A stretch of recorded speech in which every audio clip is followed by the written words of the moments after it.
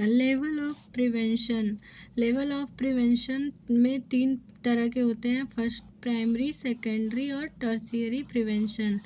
तो हम पहले देखेंगे प्राइमरी प्रिवेंशन। प्राइमरी प्रिवेंशन में डेफिनेशन, जैसे primary prevention focus on preventing the onset of disease.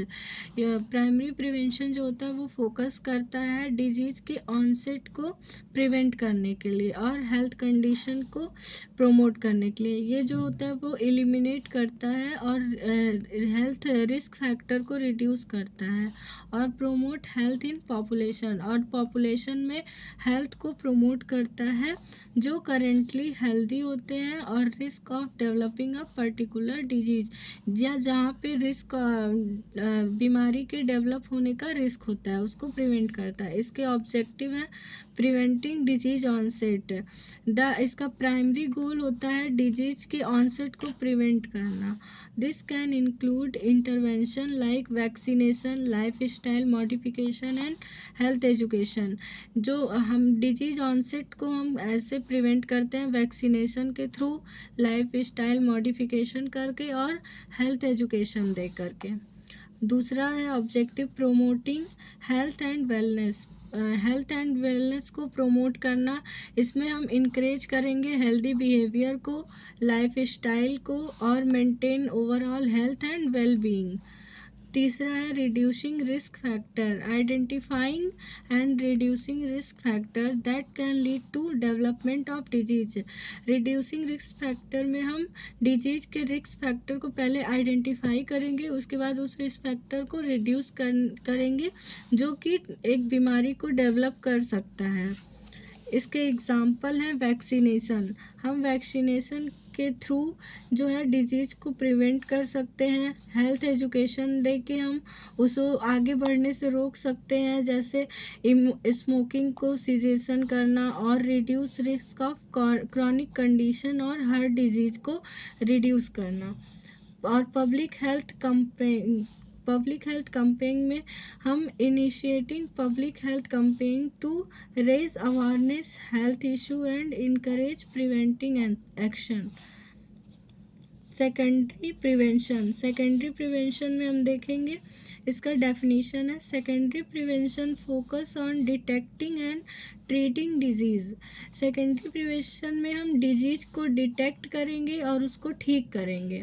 जो पहले से डिजीज़ हमें हो चुकी हैं उसको हम कैसे डिटेक्ट करेंगे और फिर उसको ट्रीटमेंट प्रोवाइड करेंगे, और वो जो डिजीज़ का स्टेज होगा वो अर्ली स्टेज होगा। ऑफन बिफोर सिम्टम, जब कोई डिजीज़ अर्ली स्टेज में होती है तो उसका सिम्टम जो है वो दिखाई नहीं देता है, तो हम उस स्टेज में जब हम डिजीज़ को प्रिवेंट करेंगे तो उसे सेकेंडरी प्रिवेंशन बोलेंगे। इसके ऑब्जेक्टिव है अर्ली डिटेक्शन। अर्ली डिटेक्शन में हम डिजीज़ को अर्ली स्टेज में इनिशिएट स्टेज में हम इसको डिटेक्ट करेंगे, उसकी स्क्रीनिंग करेंगे या डायग्नोस्टिक टेस्ट करके हम देखेंगे। और दूसरा है timely treatment, administrating treatment promptly to manage the disease and preventing its progression. हम टाइमली मेडिकेशन दे करके उसको ट्रीटमेंट प्रोवाइड करके हम डिजीज़ कंडीशन को मैनेज करेंगे और उसको आगे बढ़ने से रोकेंगे। तीसरा है reducing the impact of disease.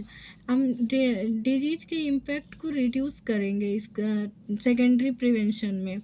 इसके एग्जांपल है कैंसर से स्क्रीनिंग, जैसे कैंसर को हम early breast cancer, colonoscopic for colorectal cancer and detect tumour in their early stage. जैसे कैंसर को हम अर्ली स्टेज में डिटेक्ट करके उसको ज़्यादा बढ़ने से रोक सकते हैं। Blood pressure monitoring, blood pressure regular blood pressure check करके हम हार्ट के कंडीशन को, हार्ट में होने वाली बीमारियों को, हार्ट अटैक जैसे और स्ट्रोक को हम रोक सकते हैं। तीसरा है कोलेस्ट्रॉल टेस्टिंग। कोलेस्ट्रॉल टेस्टिंग करके हम आइडेंटिफाई करेंगे और ट्रीटिंग करेंगे हाई कोलेस्ट्रॉल लेवल को और रिड्यूस करेंगे रिस्क ऑफ एथेरोस्क्लेरोसिस और कार्डियोवैस्कुलर डिजीज के रिस्क को हम इससे कम कर सकते हैं। तीसरा है टर्शियरी प्रिवेंशन। टर्शियरी प्रिवेंशन में हम इसके डेफिनेशन में देखेंगे, tertiary prevention aim to manage and improve the quality of life for individual. Tertiary prevention का जो एम है वो मैनेज करना है life quality of life of for individual and who early have diagnose disease, जिसमें disease हो चुका है ऐसे व्यक्तियों में हम उनके हेल्थ को इम्प्रूव करेंगे, क्वालिटी ऑफ लाइफ में चेंजिंग लाएंगे, इसको प्रिवेंटिंग फर्दर कॉम्प्लिकेशन, और उस बीमारी से दूसरे जो होने वाले कॉम्प्लिकेशन है उनको हम रोकेंगे और उन्हें रिहैबिलिटेशन प्रोवाइड करेंगे। ऑब्जेक्टिव, इसके टर्शियरी प्रिवेंशन के ऑब्जेक्टिव हैं डिजीज़ मैनेजमेंट। हम इसको पहले providing comprehensive care to individual with chronic और advance disease to control symptom and prevent exacerbation. हम इसमें डिजीज़ को मैनेज करेंगे, उसको कम्प्रिहेंसिव केयर प्रोवाइड करेंगे इंडिविजुअल को, और क्रॉनिक और एडवांस डिजीज़ को कंट्रोल करने की कोशिश करेंगे। Rehabilitation, helping individual recover and regain functional ability specially after severe illness और इंजरी।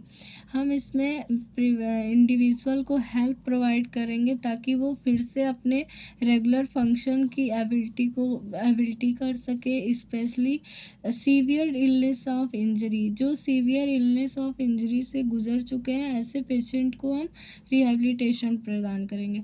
और प्रिवेंटिंग कॉम्प्लिकेशन, और किसी को जो डिजीज़ है जैसे risk of complication disability associated with chronic disease, जो क्रॉनिक डिजीज़ के साथ अदर कॉम्प्लिकेशन हो सकती हैं उनको हम प्रिवेंट करेंगे। और हम इसको कैसे करेंगे, एग्जाम्पल है इसके कार्डियक रिहैबिलिटेशन। कार्डियक रिहैबिलिटेशन में हम supporting individual who have experienced heart attack और undergone heart surgery through exercise progression lifestyle counselling and medication management. जैसे कोई हार्ट अटैक का पेशेंट है या हार्ट सर्जरी का पेशेंट है तो हम उसको एक्सरसाइज प्रोग्राम के ज़रिए, लाइफस्टाइल काउंसलिंग के ज़रिए, मेडिकेशन मैनेजमेंट के ज़रिए हम उसे रिहैबिलिटेट कर सकते हैं। और डायबिटीज़ मैनेजमेंट में regular educating individual with diabetic about blood sugar control.